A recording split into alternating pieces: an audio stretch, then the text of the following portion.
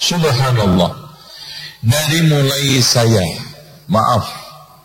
tahaddus bin ni'mah. Saya dulu itu masuk Libya NO. Mendapati beliau itu sudah mendakwahkan sunnah. Ya.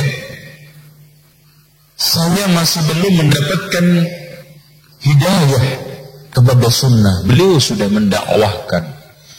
Dan dakwahnya beliau sampai hari ini tidak ada perubahan. Tauhid, akidah, manhaj. Memberikan peringatan kepada umat akan bahaya syirik, bid'ah, dan khurafat. Dan sampai hari ini dakwah keduanya adalah mubarakah, diberkahi oleh Allah. Demi Allah ya ikhwan, dulu tidak ada istilah sunnah dikenal oleh masyarakat awam. Ya? Tidak ada. Ya.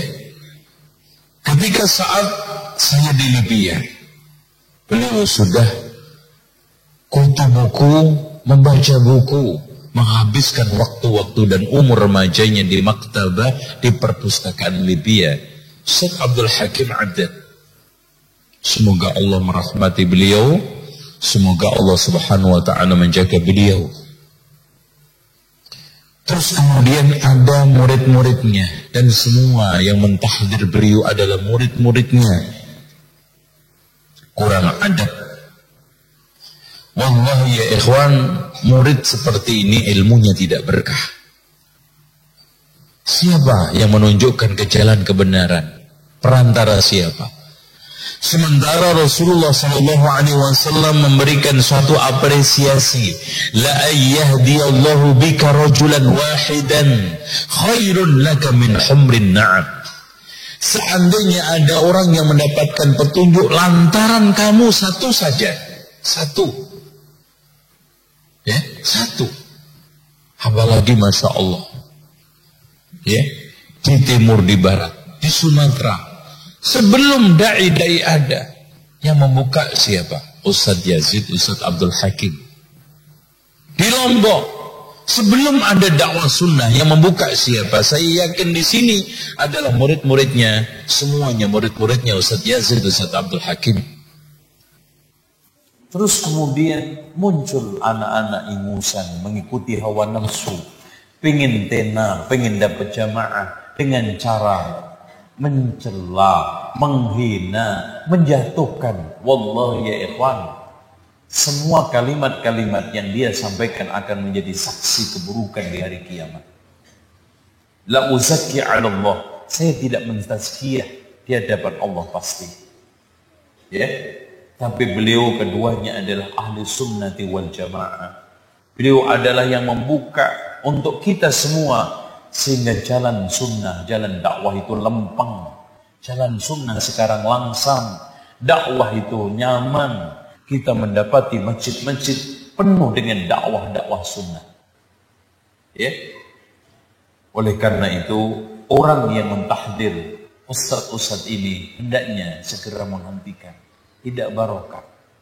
Bukan caranya seperti itu mendakwahkan ilmu. Mendapatkan jamaah, kalau Anda ingin jamaah, ya, bukan caranya seperti itu. Maka dari itulah ya akhi, jangan antum kira kita berdakwah itu enggak dimusuhi. Antum di Bogor udah berapa tahun? Tahu kisah Ustadz Yazid dulu di Serbu tahun 98? 1000 pemuda preman sampai rumah beliau hancur. Alhamdulillah beliau diselamatkan di lab belakang oleh para polisi. Iya. Kalau enggak meninggal semuanya satu keluarga. 1000 pemuda, bawa parang, bawa golok, Pak, bayangkan. Subhanallah. Tapi dakwah harus jalan terus, Mas. Tidak akan pernah berhenti insya Allah. Imma sunnah ini tegak, atau kita wafat di atas iman dan Islam. Alhamdulillah. Jalan terus, nggak usah khawatir. Makanya kita itu ketika menghadapi rintangan, langsung kita ingat para nabi dan rasul lebih berat rintangannya. Masa menghadapi rintangan segini saja sudah keok. Wah, nggak bisa. Saya harus bisa menghadapi rintangan-rintangan ini. Begitu dong. Jangan mudah mengeluh. Aduh. Ya kalau sering ngeluh itu namanya nggak sabaran, Pak. Makanya Allah mengatakan fasbir sabron jamila. Sabarlah dengan sabar yang indah. Apa kata Imam Mujahid tentang makna sabar yang indah? Artinya sabar yang tidak disertai dengan suka mengeluh. Gak usah ngeluh lah. Yang namanya dakwah pasti, yang namanya rintangan selalu ada. Udah jalan terus, bismillah, tawakkal Allah. Ikuti bimbingan para ulama bagaimana dalam berdakwah. Ya, dengan ilmu dan basirah. Jangan dengan apa? Semangat dan emosi. Salah kalau kita dakwah dengan semangat emosi. Yang ada hancur dakwah kita, Mas. Dakwah kita itu harus dengan ilmu. Dakwah kita itu harus dengan bimbingan para ulama. Ya. Harus. Sebab kalau kita tidak dibimbing oleh para ulama juga hancur, Pak. Karena kita ini masih muda-muda, apalagi banyak pemuda-pemuda sekarang sudah mulai ngaji sunnah. Yang namanya pemuda kan perasaannya lagi wah, ya kan? Semangatnya lagi berkobar-kobar ini. Lah kalau semangat tok berkobar-kobar, bahaya juga. Harus diikat dengan ilmu. Supaya apa? Supaya perjalanan dakwah itu sesuai dengan manhaj para nabi dan rasul. Tidak menyimpang. Hasil bukan tujuan kita.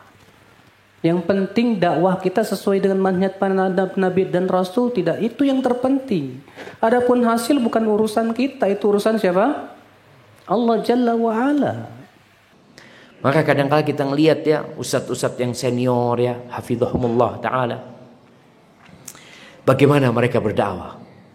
Mereka yang seperti Al-Ustadz Yazid bin Abdul Qadir Jawas, syafahullah wa afahu wa radda afiyatahu. Bagaimana beliau berdakwah. Ana pernah ke rumahnya beliau. Ana ngomong sama beliau, Ustaz kayaknya perlu cerita. Cerita apa? Cerita perjuangan. Bagaimana antum menyampaikan agama Allah ini. Sekarang baru terasa. Bagaimana beliau diusir dari satu masjid ke masjid lainnya. Hafizahullah ta'ala. Sampai beliau pernah cerita ketika ngajar dulu di Dewan Dakwah.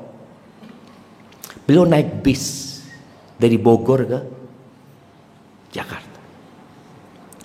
Naik bis. Beliau cerita, ya gak ada yang nyambut. Turun dari bis, makan siang. Beliau di warung di depan Dewan Dakwah.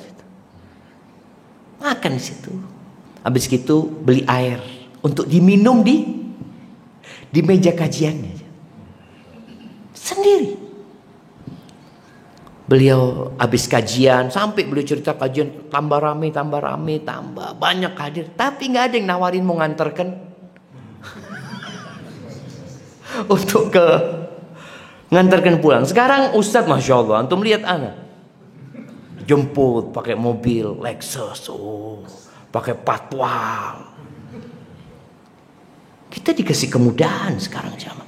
Tapi kemudahan ini dibangun di atas perjuangan mereka dulu itu. Cuma kita kadang nggak sadar kita itu.